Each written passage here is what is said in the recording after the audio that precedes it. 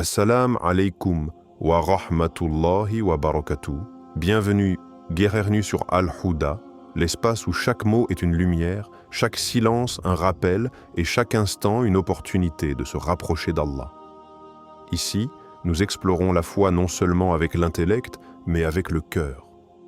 Car parfois, les signes divins ne sont pas écrits dans le ciel, ils sont cachés dans les détails de ta vie. Si tu traverses une période d'incertitude, si tu attends une réponse d'Allah, ou si tu veux apprendre à lire les messages qu'il t'envoie, alors reste bien attentif, car peut-être qu'Allah t'a déjà répondu, mais autrement que tu ne l'imaginais. Et si Allah vous avait déjà envoyé un signe, combien de fois avons-nous demandé à Allah de nous guider, de nous donner une réponse, un signe, un indice?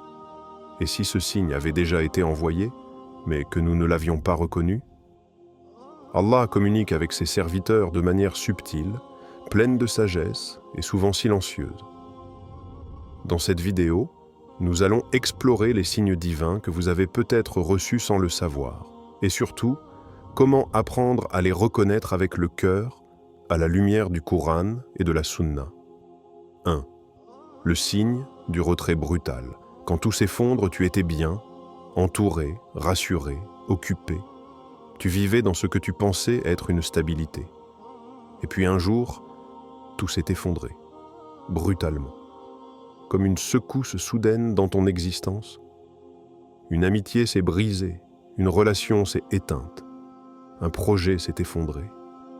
Une porte que tu croyais tienne s'est violemment refermée. Et tu t'es demandé, pourquoi moi? Pourquoi maintenant? Qu'est-ce que j'ai fait pour mériter ça?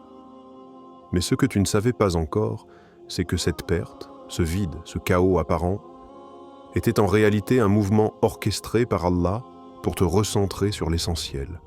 Ce n'est pas un accident, ce n'est pas une punition, c'est une purification.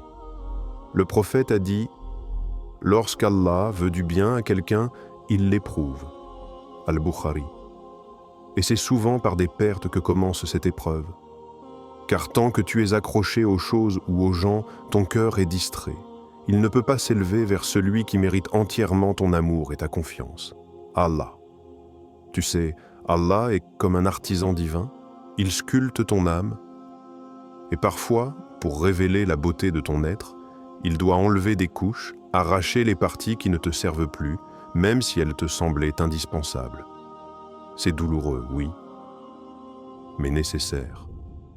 Parfois, ce que tu perds est exactement ce qui t'empêchait de devenir ce qu'Allah veut que tu sois.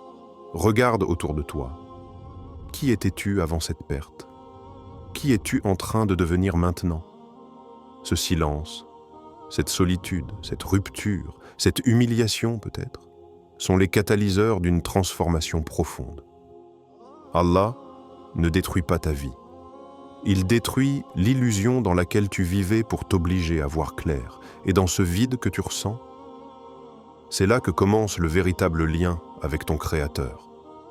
Parce que quand il ne reste plus rien ni personne, tu découvres celui qui n'a jamais disparu, Allah. Il y a une sagesse divine dans chaque disparition soudaine, un secret dans chaque effondrement, un réveil dans chaque rupture. Et le croyant attentif ne cherche pas à fuir la douleur, mais à y lire les lettres invisibles du décret d'Allah. Alors, si tu te sens abandonné, vide, comme si le sol s'était dérobé sous tes pieds, respire. Tu n'es pas abandonné, tu es redirigé. Allah te prépare à quelque chose que tu n'aurais jamais accepté si tu étais resté dans le confort. Il t'a arraché à ce que tu voulais, pour te donner ce dont tu as réellement besoin. Et ce moment d'effondrement est peut-être le véritable commencement de ta reliance spirituelle. Deuxième, le signe de la répétition inhabituelle. Quand le même message revient encore et encore. Tu crois avoir mis de côté un sujet. Tu l'as balayé d'un revers de pensée. Et pourtant, il revient. Encore. Et encore. Sous d'autres formes, d'autres voix, d'autres contextes. Un verset entendu distraitement à la radio. Une vidéo recommandée. une parole prononcée par quelqu'un qui n'a même pas conscience de ce qu'elle vient d'éveiller en toi. Et tu te demandes, pourquoi cela continue-t-il à surgir dans ma vie? Ce phénomène, beaucoup le prennent à la légère. Pourtant, en psychologie, on parle de biais de saillance ou effet Baader-Meinhof, l'impression qu'un même mot ou message apparaît partout, une fois qu'on en a pris conscience. Mais ce que la science appelle un biais, la foi, y reconnaît un signe d'orientation, de rappel, de guidance, car rien n'apparaît devant tes yeux, ni ne frappe ton esprit sans la permission d'Allah. Souviens-toi, Allah répète certains versets dans le Coran, pas pour remplir l'espace, mais pour frapper à la même porte, celle de ton cœur, encore et encore. Comme ce verset que l'on retrouve 4 fois dans la même sourate.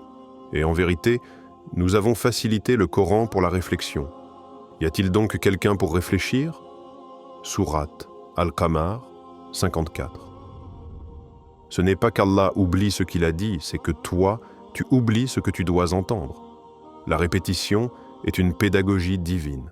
Elle agit comme une cloche que l'on sonne doucement au départ, puis plus fort si tu ne réagis pas. Quand une idée, un conseil, une phrase continue de te revenir, ce n'est pas pour te hanter, c'est pour t'inviter à plonger. Ce n'est pas une coïncidence, mais une orientation subtile. Il se peut qu'Allah veuille que tu comprennes un point précis de ta vie, que tu abandonnes une relation, que tu reviennes à une pratique oubliée, que tu changes de voie, et tu repousses, par habitude, par peur, par fatigue. Alors Allah utilise ton environnement comme un miroir. Il fait de ton quotidien un écran où se projette le même message à travers les visages, les lectures, les sons, jusqu'à ce que tu n'aies plus d'excuses. Ce n'est pas un miracle spectaculaire, mais c'est une répétition divine, faite pour résonner jusqu'à ce que tu ne puisses plus ignorer ce que ton âme sait déjà. Ce signe agit comme un code que seul le croyant attentif peut déchiffrer. Ce qui semble être une redondance est en vérité une corde tendue depuis le ciel, une dernière chance parfois. Tu ne choisis pas toujours quand le message arrive, mais tu peux choisir quand tu décideras enfin de l'écouter. 3e. Le signe de la paix. Inexpliqué. Quand ton cœur se calme sans raison apparente, il y a des instants où le tumulte du monde semble s'éloigner même si rien autour de toi n'a réellement changé. Le bruit, les inquiétudes, les responsabilités, les douleurs, tout est là. Et pourtant, ton cœur, lui, goûte à une tranquillité que tu ne peux expliquer. Tu te demandes, pourquoi suis-je si calme alors que ma vie est en désordre? Ce calme, ce souffle de paix, ce silence intérieur, ce n'est pas une coïncidence. C'est un signe qu'Allah t'envoie sa sakina.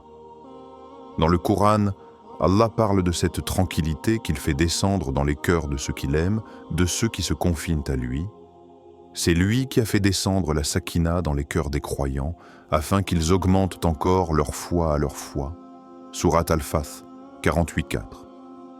La sakina, ce n'est pas une paix qu'on fabrique ou qu'on impose. Ce n'est pas le fruit d'un raisonnement ou d'une stratégie. C'est une descente divine, un apaisement que seul Allah peut insuffler, même lorsque la logique humaine dit que tu devrais t'effondrer. Tu peux être en pleine épreuve, les larmes aux yeux, le cœur serré, et pourtant sentir une profonde certitude que tout ira bien. C'est là que réside la beauté de la guidance divine. Allah n'attend pas que tout soit résolu pour te réconforter. Il commence par rassurer ton cœur, pour que tu puisses avancer, même dans l'incertitude. Peut-être as-tu déjà fait cette expérience. Tu as pleuré la nuit, et au matin, sans comprendre pourquoi, tu te sens porté. Il y a comme une main invisible qui te soutient. Tu te surprends à respirer un peu mieux, à regarder autour de toi avec une lumière nouvelle. Cette paix, personne ne te l'a donnée, si ce n'est ton Seigneur. Allah connaît ton fardeau, il connaît tes pensées les plus silencieuses, celles que tu n'arrives même pas à formuler en invocation. Et parfois, sa réponse n'est pas un changement extérieur, c'est une paix intérieure qui dépasse tout entendement. C'est dans cette paix inexpliquée que beaucoup trouvent un sens à leur douleur, une lumière dans leur confusion, une direction dans leur errance. C'est là que tu sens que tu n'es pas seul. Tu es vu, tu es entendu, tu es compris, même si personne autour de toi ne le réalise. Le prophète, dans les moments les plus sombres de sa mission, trouvait ce genre de paix.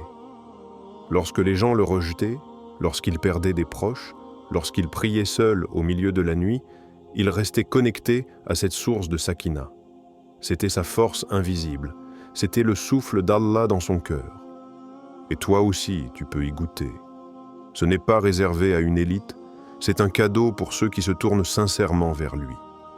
Ce calme qui t'enveloppe parfois, ce n'est pas de l'indifférence, ce n'est pas de la résignation. C'est la preuve que ton cœur a été touché par la rahma d'Allah. Lorsque tu ressens cette paix sans raison apparente, arrête-toi. Accueille-la, savoure-la. Elle vient de plus haut que ce que tu peux imaginer. 4e. Le signe des obstacles persistants. Quand les portes se ferment, encore et encore, tu as essayé. 1 fois, 2 fois, 10 fois.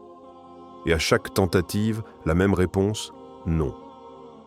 Les opportunités glissent entre tes doigts comme du sable. Les gens te ferment la porte au nez. Tes prières semblent suspendues entre ciel et terre, sans écho, sans réponse. Et tu commences à douter. Tu te demandes, est-ce que je suis maudit?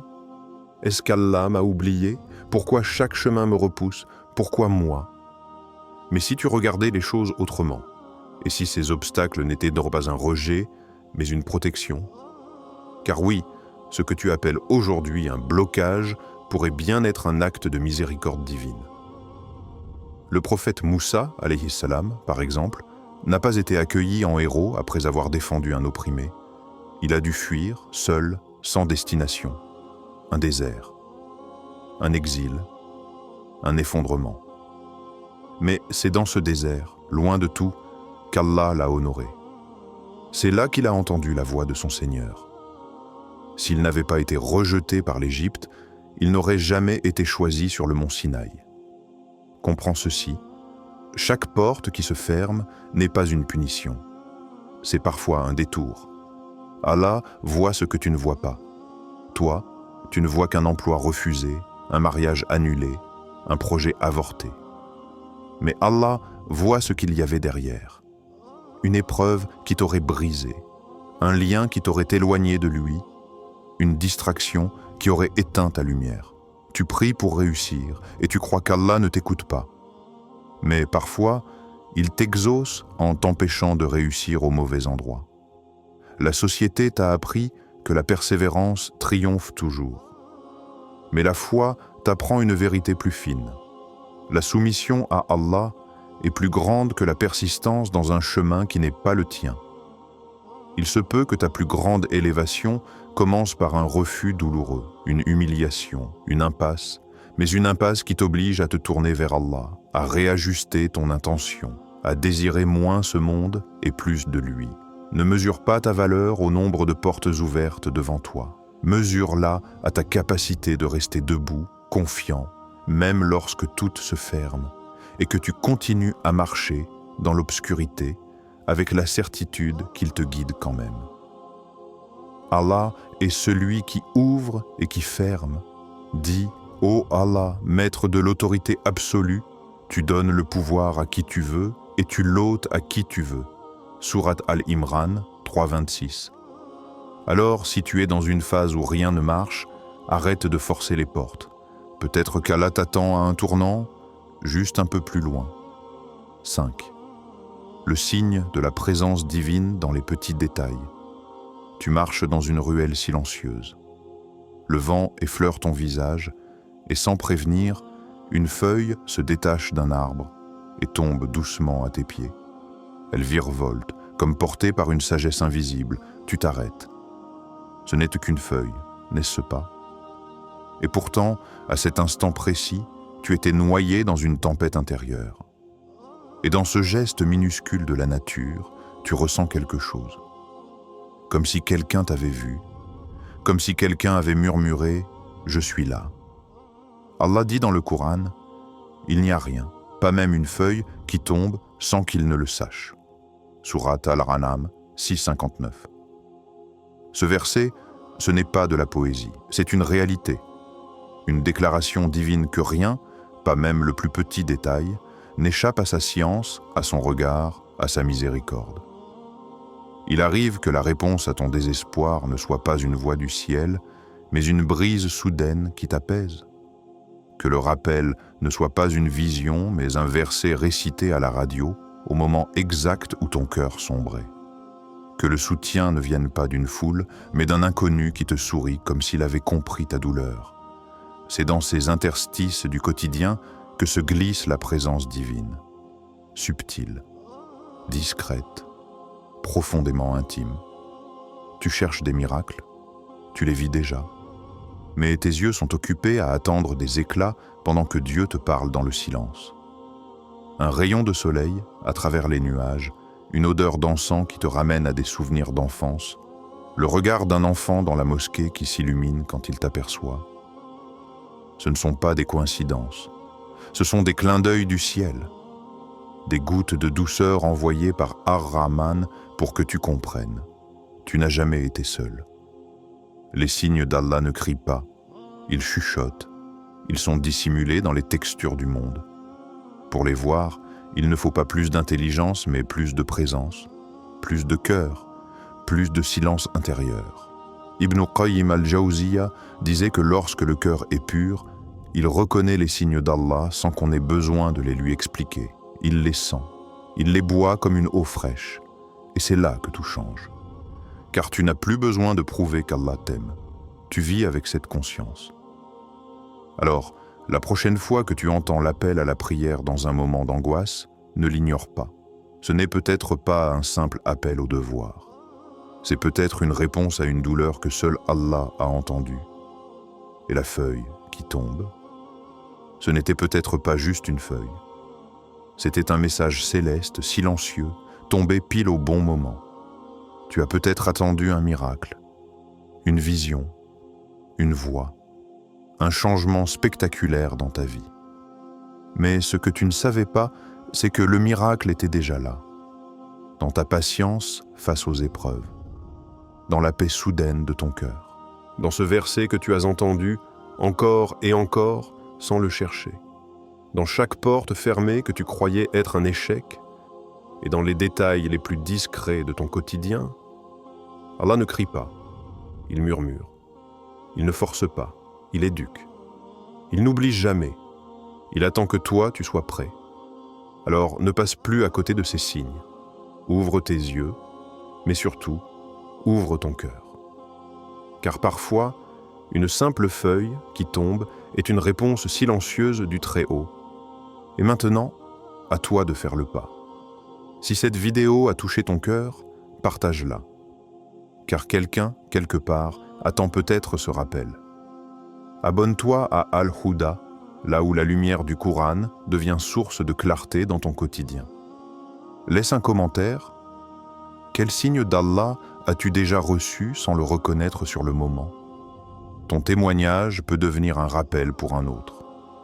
Qu'Allah te guide, t'élève et t'entoure de ces signes, visibles ou cachés, à chaque étape de ta vie. Wa salam alaykum wa rahmatullahi wa barakatuh.